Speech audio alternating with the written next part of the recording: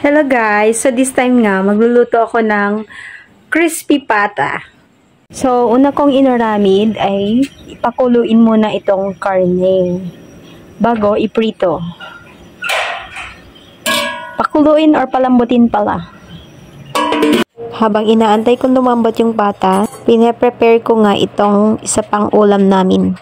Kamatis, apple mango, sibuyas, at bagoong. Diyan, yan na nga yung kinalabasan ng kamatis na may mangga, apple mango, at saka sibuyas, then bagoong. Para panghimagas ba, para antay-suya, ganun. Kasi prito yung niluto ko eh. Inahon ko na nga pala yung pinakulo kong patatin na pinalambot ko pala. Ayan. So, pababain ko lang yung tubig niya para kapag prinito mo hindi siya tatalsik-talsik ganun. Kung tatalsik man kaunti lang. Di pinagsama-sama ko nga yung asin, magic sarap at saka yung paminta guys.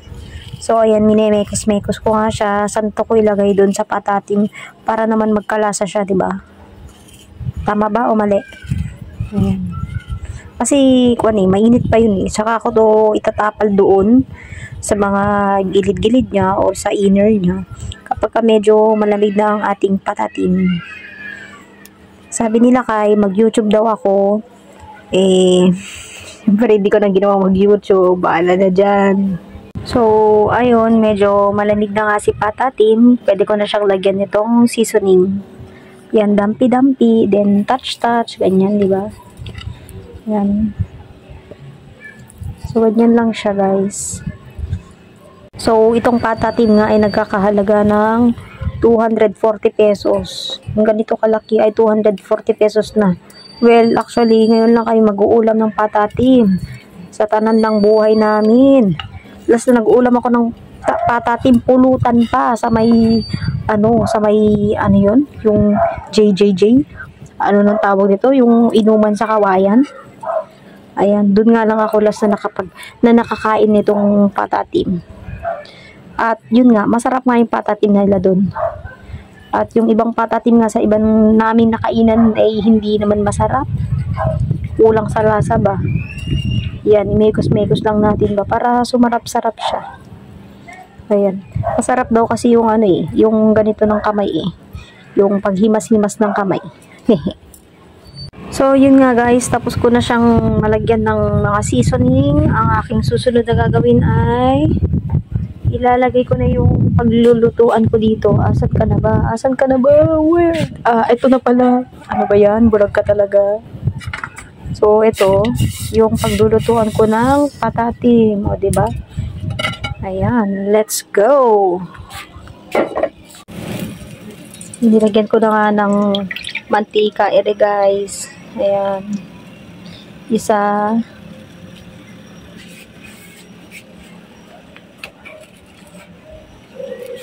Dalawa. Sige, mabitak ka.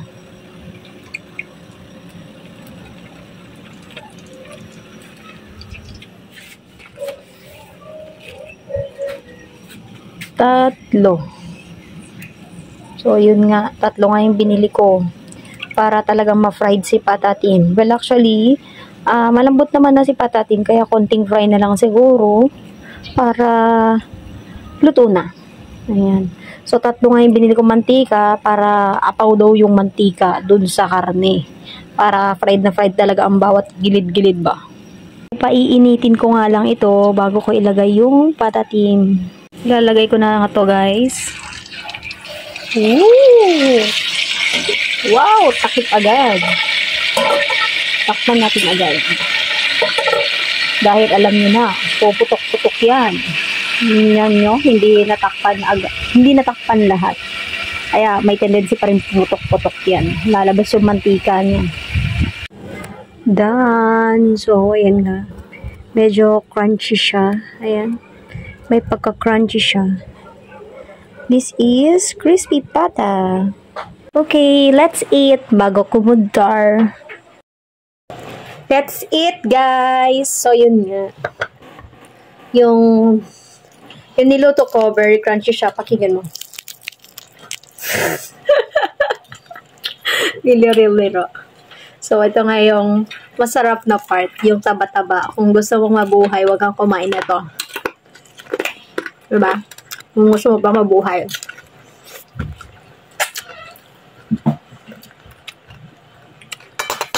It's so very delicious po. Siyempre ako nagluto. Kailangan delicious yun. Tapos, eto nga. May mangga con kamatis con sibuyas na prepare ko para hindi siya nakakaumay. Kasi it's fried, di ba? Meron siyang mga mantika. Alam nyo guys, ngayon ko lang nalaman. This is patatim. So, ano ko nga. Sinap-chop ko ba? Para madali lang siyang makain. Ayan. Alam nyo ba guys, yung pinaprituhan kong mantika ay use na pala yun pero slight lang. Ngayon ko lang nalaman. So, hindi tayo matanong eh. Diba?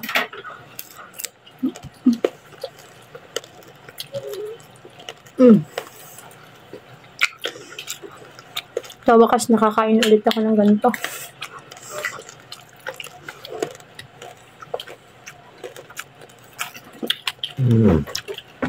Sarap. Crunchy. Sarap. Lalo na yung mga taba-taba niya. Ako, favorite ko talaga pag kumakain ako ng pata ng baboy. Is yung taba niya. Lalo na yung sa pinaka paa niya. Ang sarap kaya yun. Kasi puro taba na yun. Pero yung taas niya lang, may mga karne. Pero parang mas gusto ko yung marami siyang buto. Masarap kainin.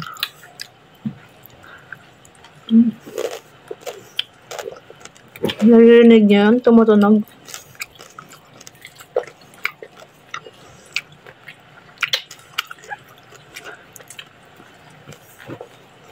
Sarap? Kasi dapat malasa yan eh. Kung hindi malasa, useless yung patatim mo. Crispy pata.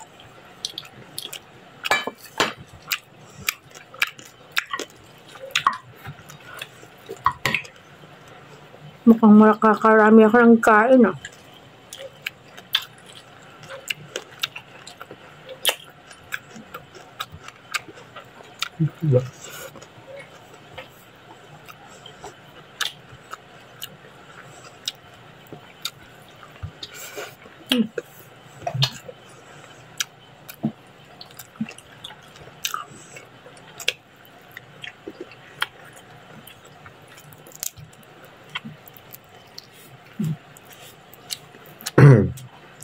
Ano si Jack sabi? Wala, nakadami ka ala.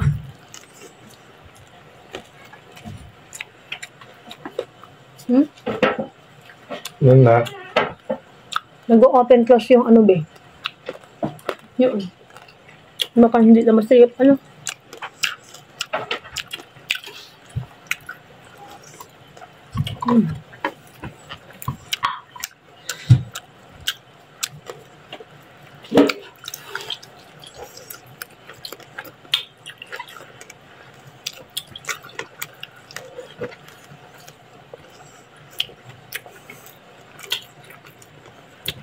Alin ko na? Ma, alin ko na?